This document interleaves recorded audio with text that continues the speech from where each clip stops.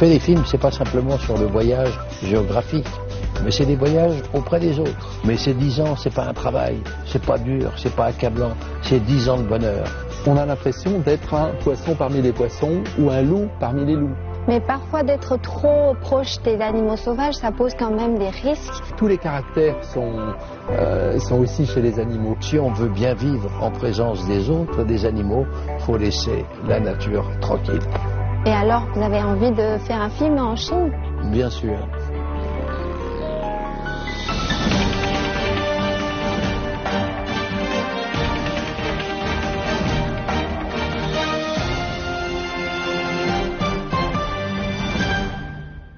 Bonjour à toutes et à tous, bienvenue dans Parlons-en.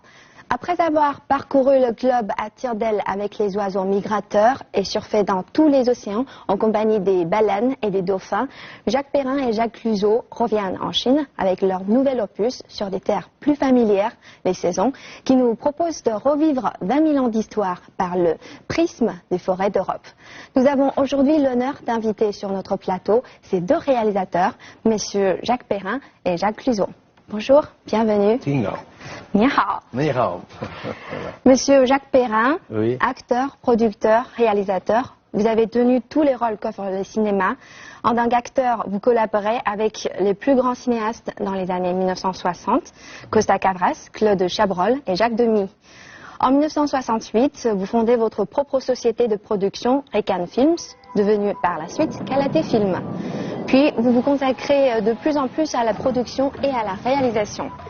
Passionné de la nature, vous commencez à faire une série de documentaires à partir des années 1990, dont les plus célèbres, Microcosmos, Le peuple de l'air, qui obtient le César en 1997 du meilleur producteur, Le peuple migrateur, avec une nomination à l'Oscar 2003 du meilleur documentaire, Océan, le César 2011 du meilleur documentaire, et Les Saisons, votre dernier film sur les animaux sauvages.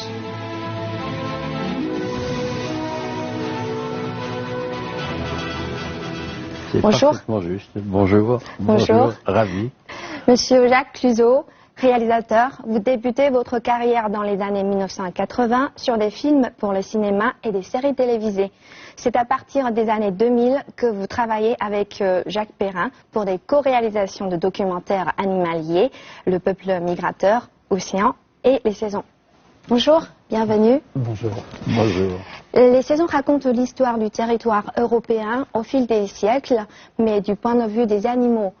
Il s'agit d'un voyage à travers le temps. Quels animaux peuplèrent ces forêts et que sont devenues ces espèces?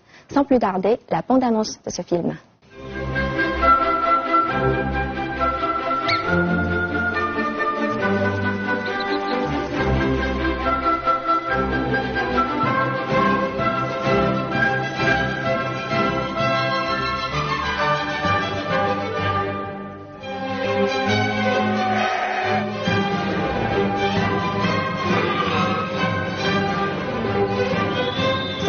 La forêt est l'héroïne de votre nouveau long métrage.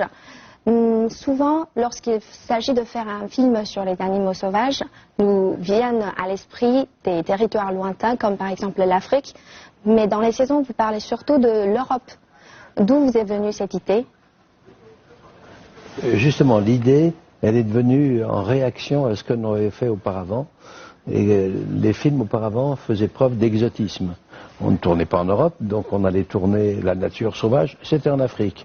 Et puis la mer, l'océan, et c'était l'océan toujours le plus lointain, toujours pour éblouir le spectateur, non pas simplement européen et mondial, et on choisissait toujours très loin de chez nous, comme si c'était beau que si c'est loin, comme si c'était fascinant que si c'est loin, et on a voulu rétablir les choses.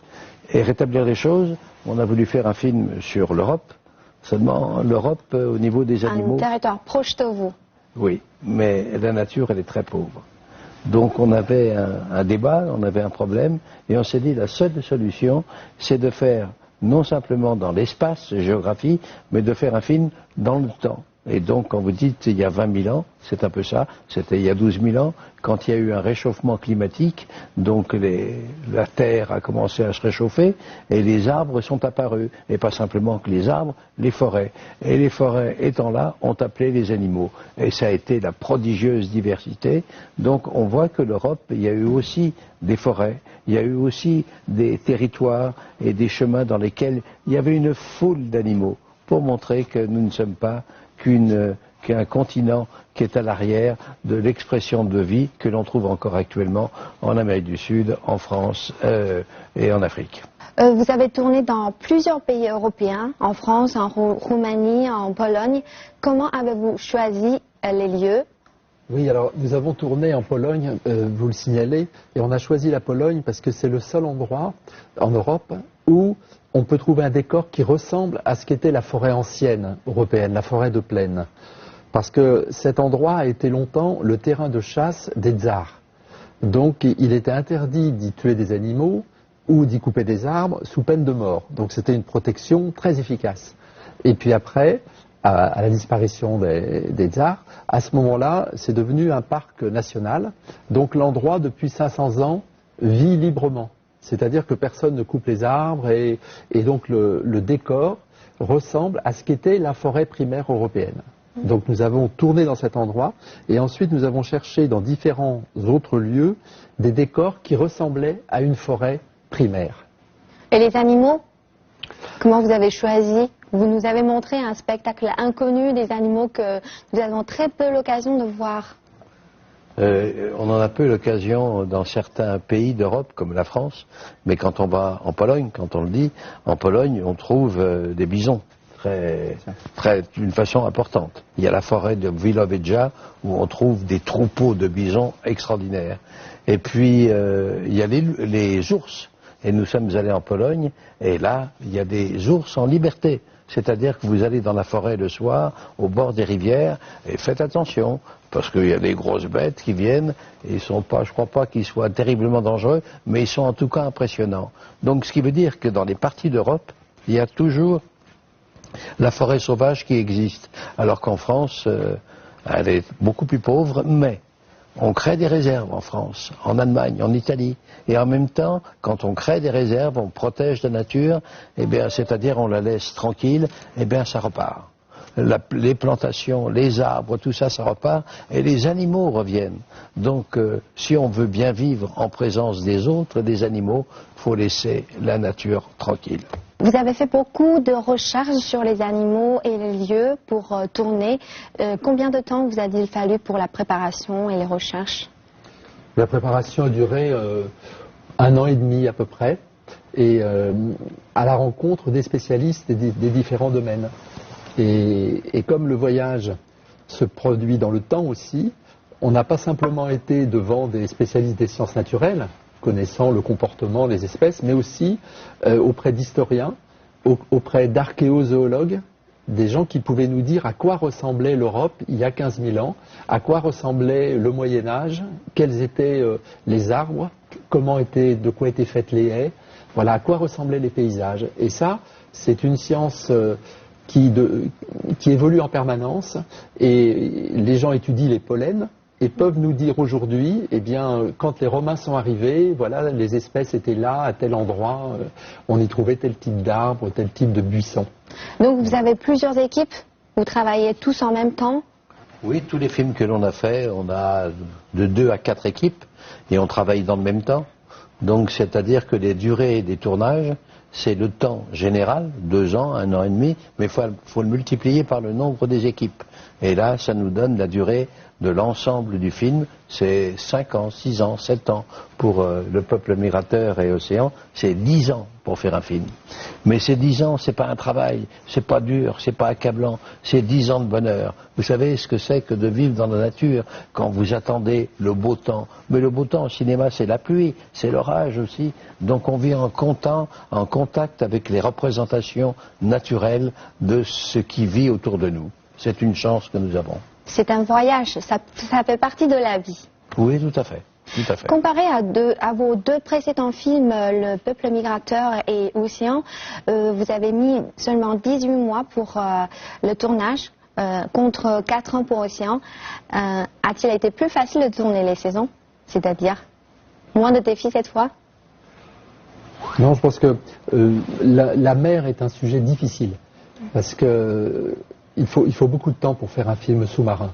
Les conditions ne sont pas simplement le fait d'avoir du soleil, il faut aussi qu'il y ait de la visibilité sous la mer, et les temps de prise de vue aussi sont beaucoup plus courts, même si les plongeurs ont des bouteilles qui leur permettent de rester longtemps.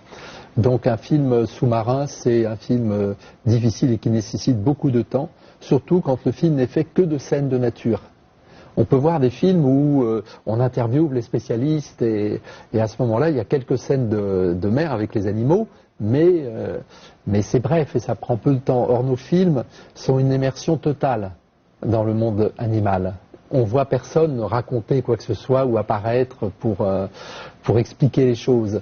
Donc le temps est la denrée précieuse qu'il nous faut pour faire ces films.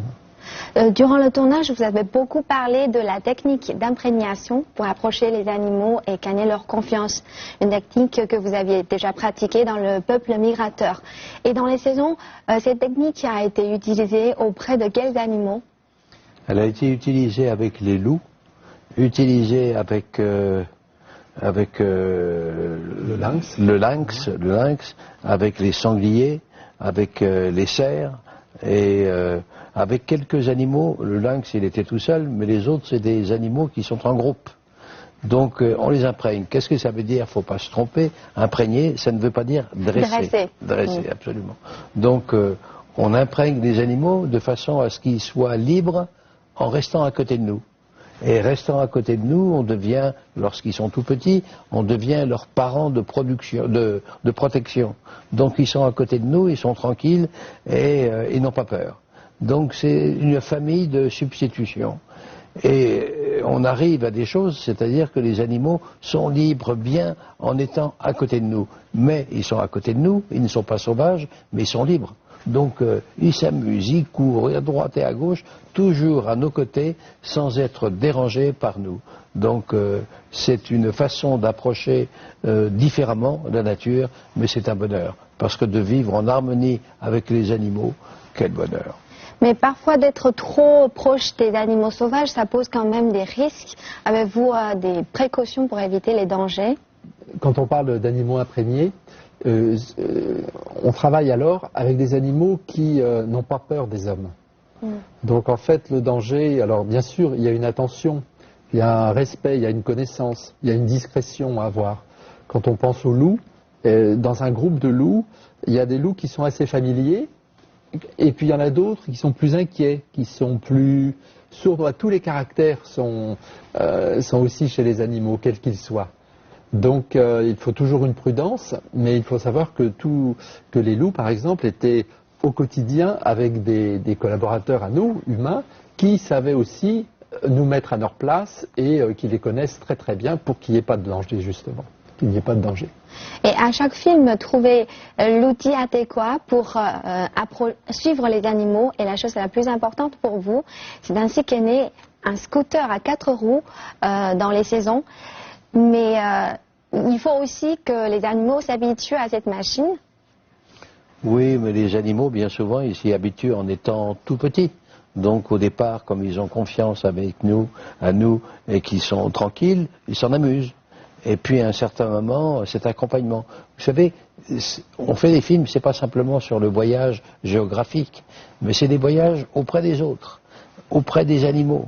On est à côté de leurs expressions, à côté de leurs regards, et en face de. Vous savez, bien souvent, quand on regarde un être humain, on le regarde à la même hauteur.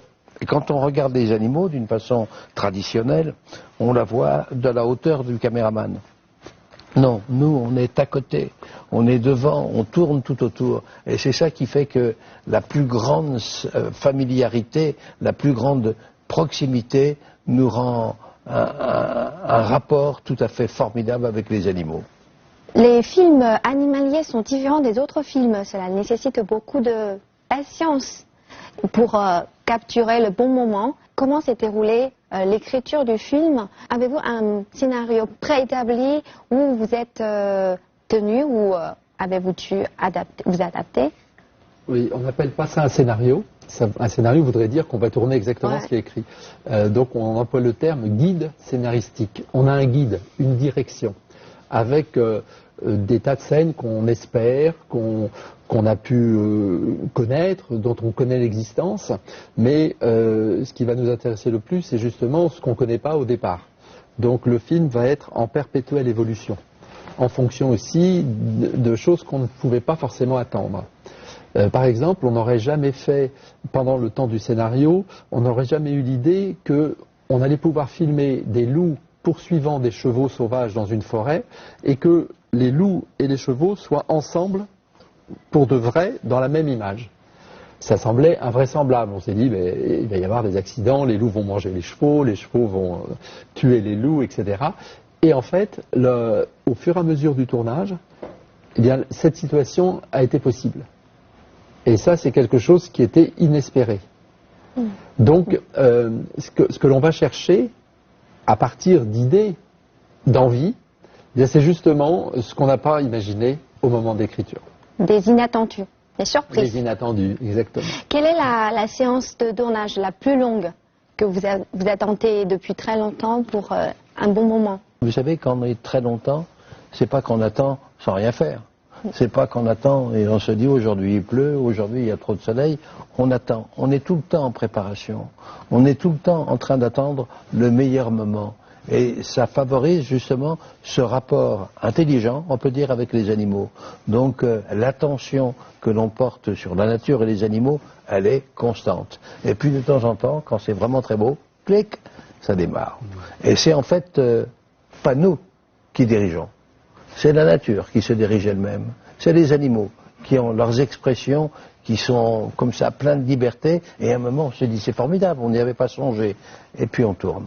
Seulement, on tourne en attendant le moment, mais ça demande, comme vous l'avez dit, une longue préparation.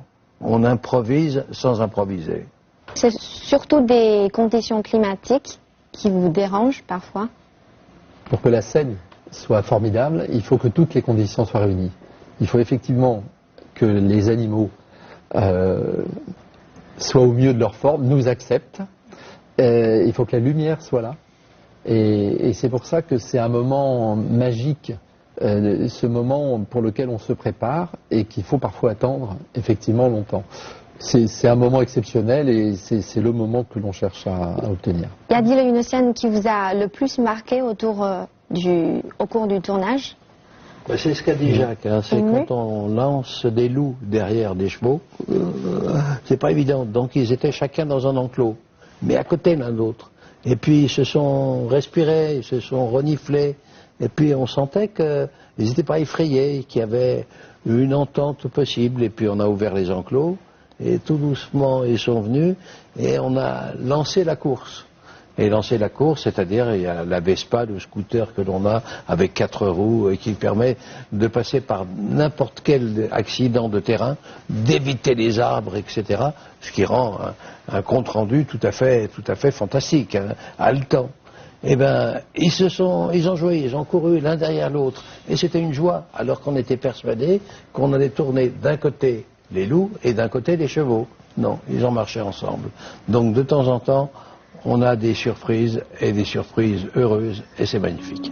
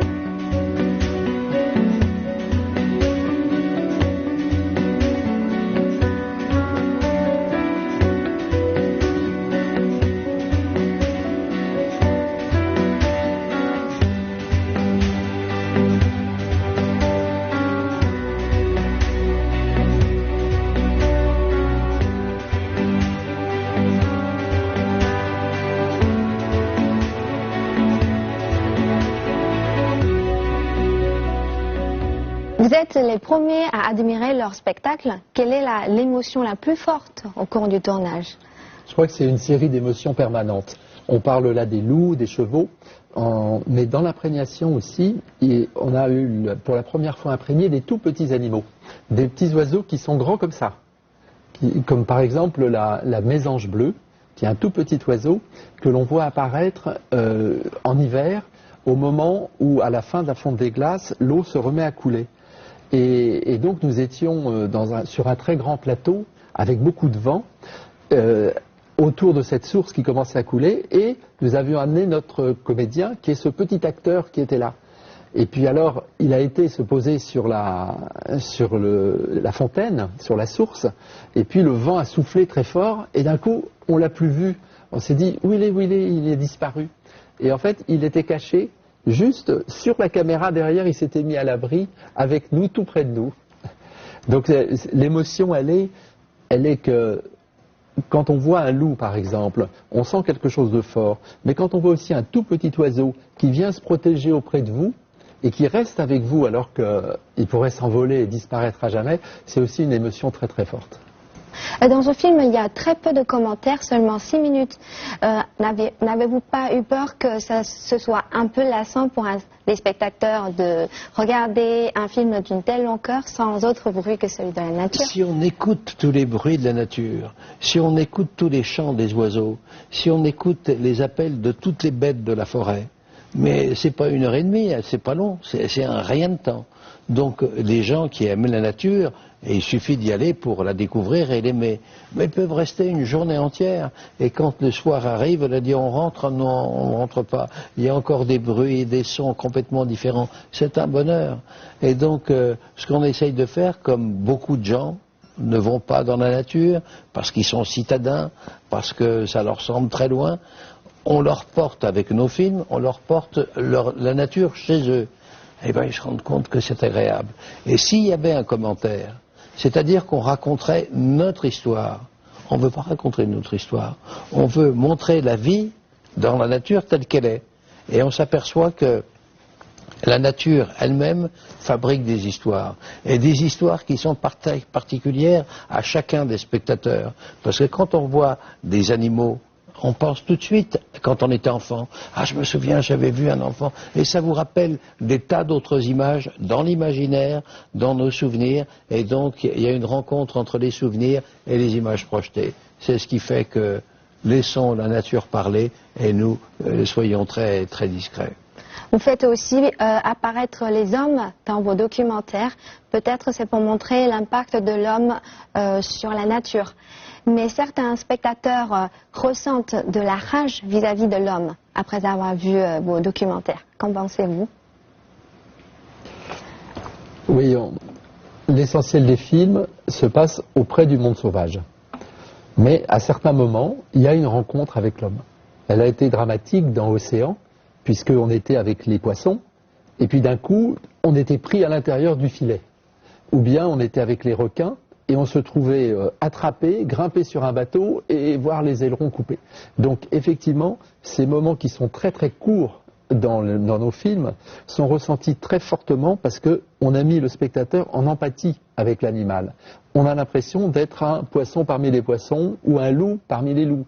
Et puis d'un coup, quand un loup est tué, à ce moment-là, on ressent très très fortement cette émotion. Être amateur de la nature, est-ce que c'est d'être contre la pêche dans la mer, contre l'agriculture dans les champs? Est-ce que c'est être végétarien? Pas forcément. Je veux dire, c'est vivre avec pondération. Ce qui est inexcusable, ce qui n'est pas admissible, c'est qu'on torture les animaux avant de les tuer. On les torture. On les laisse croupir dans des bouges infâmes, dans lesquels il y a que de la saleté, on les lève. Et quand on les traîne véritablement dans la chambre d'exécution, ça c'est lamentable. Ça c'est lamentable.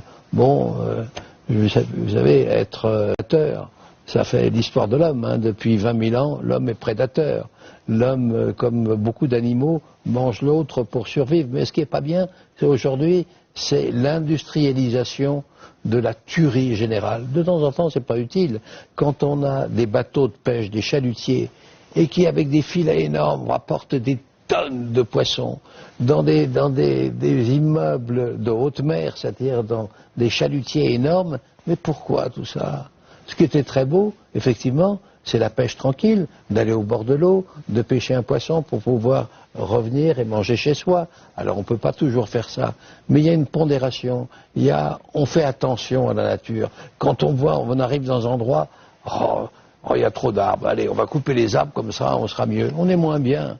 Donc il faut comprendre que tout ce que l'on fait au préjudice de la nature, ce sont des souffrances pour nous-mêmes de bien-être que nous fabriquons. Dans les saisons, vous parlez surtout des animaux de l'Europe. En août est sorti un documentaire Born in China, une coproduction entre un groupe chinois avec Disney et consacré à 3 familles d'animaux sauvages, mais en Chine. Est-ce que vous avez vu? C'est épatant le film, c'est formidable. C'est formidable parce que le réalisateur a réussi à approcher le léopard des neiges. Je sais qu'il y a beaucoup de cinéastes qui en rêvaient, et lui il n'en a pas rêvé, il l'a réalisé. Donc on est à côté du léopard, on le voit se balader dans son territoire, épier, regarder, préparer ses chasses. C'est étonnant. Il y a le panda, l'animal symbolique de la Chine. Ok, c'est trop bien. Mais vous savez, le panda, quand vous allez voir dans sa province, eh bien, le panda, il est bien, mais enfin, il mange sa racine, je ne sais plus, le bambou, il mange son bambou, et puis de temps en temps, il bouge, il fait ça, quoi, il regarde. Ils sont très paresseux.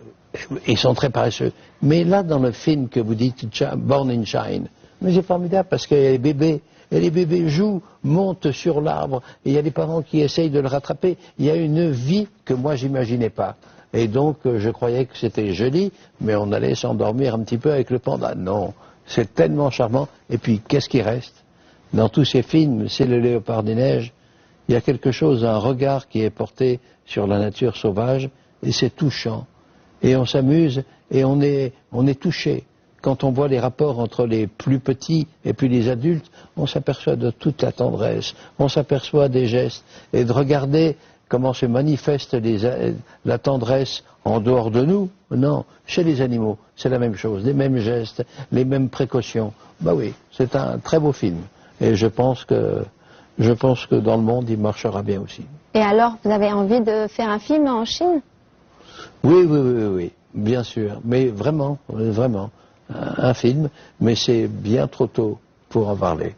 En tout cas, c'est un rêve, c'est une volonté aussi, et le jour viendra, pas trop lointain, où on commencera à faire un film sur la Chine. La sortie de votre dernier film Océan a eu beaucoup de succès en Chine et a pris la tête du box-office des documentaires étrangers en Chine. Et cette fois, avec les saisons, quelle réaction attendez-vous de la part des spectateurs chinois? Ce que l'on attend, vous savez, on tourne pendant longtemps, pendant des mois, pendant des années, en espérant, en se faisant plaisir, mais pas seulement ça. On a une rigueur. On veut qu'il y ait une véritable écriture. On veut que ce soit précis et qu'on ne se fasse pas plaisir. Les films, oh, j'adore les choses et ça devient une complaisance de joli. Non, on ne veut pas que ce soit esthétique. On veut que l'esthétisme que l'on regarde soit dans la vie. Et quand on s'aperçoit que le travail que l'on a fait, on est comme l'arbre de transmission entre la nature qui est là et le spectateur. Et on fait qu'entre les deux, il y a des images qui se rejoignent. C'est la nature qui rejoint le spectateur, et s'il se trouve heureux, on n'a pas démérité. Et là, de savoir que nos films sont bien accueillis, il n'y a pas de plus grand bonheur. Merci d'être avec nous aujourd'hui. Comme ce que dit Monsieur Jacques Perrin, ces films ne sont pas des cours de sciences naturelles, ni annonciateurs de catastrophes, où ils souhaitent que les gens s'interrogent. Donc nous devons nous interroger sur les relations entre l'homme et la nature pour avoir un meilleur avenir. Nous devons la protéger dès maintenant et il n'est jamais trop tard, mais c'est urgent. C'est parfaitement dit. Merci. Et merci à nos téléspectateurs. Merci de nous suivre tous les samedis sur CCTV Français. À la prochaine.